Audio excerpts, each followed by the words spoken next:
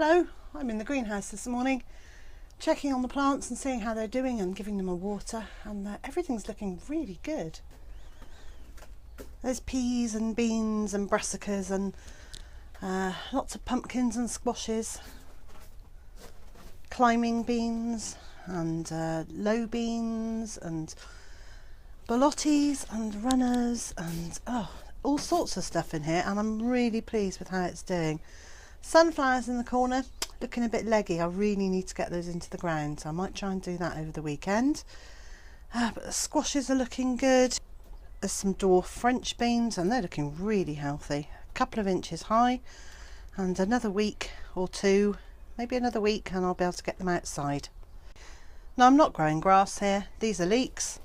These are lovely little baby leeks, and they're doing really well. They're about 5-6 inches high now, and they'll get planted out into nursery beds outside, and they'll grow on till each leek is about pencil thickness, and then I'll plant them individually into their permanent spaces.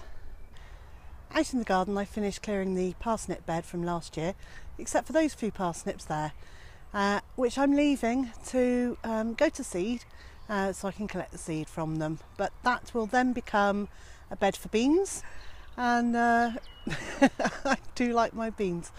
So I've got a choice this year. I can either put in runner beans or a purple climbing bean, or I have two different types of dwarf beans, and I've got some borlotti beans which climb and some which are dwarf as well, so plenty to choose from, and I may even just put in two different types in there. But before I plant it up, there are a couple of things I need to do.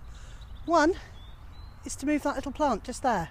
That's some sort of daisy which can be moved to the herbaceous border or to the food forest, and either just look attractive or it can attract pollinators depending on where I put it. Well, either way it's going to attract pollinators, but it doesn't need to be in this bed. And the other thing is to put down just a little bit, maybe a barrow load of composted wood chippings into here, just to keep improving the soil, because it's actually looking pretty good in there at the moment, but a year's worth of growing and it will look less good, so I'm going to give it a bit of a boost now.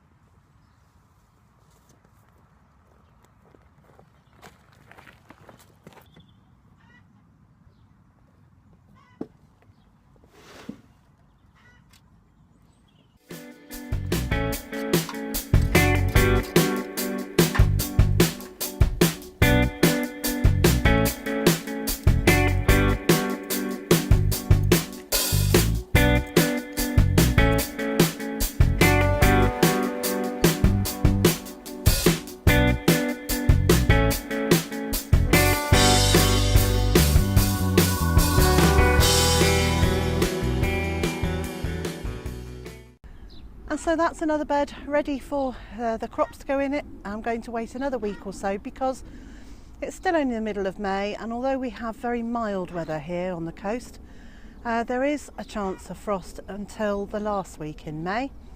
And I can either put the beans in and cover them with fleece, which I could do, or I can just wait another week or so, and depending on how much time I have over the next week, I'll do one or the other.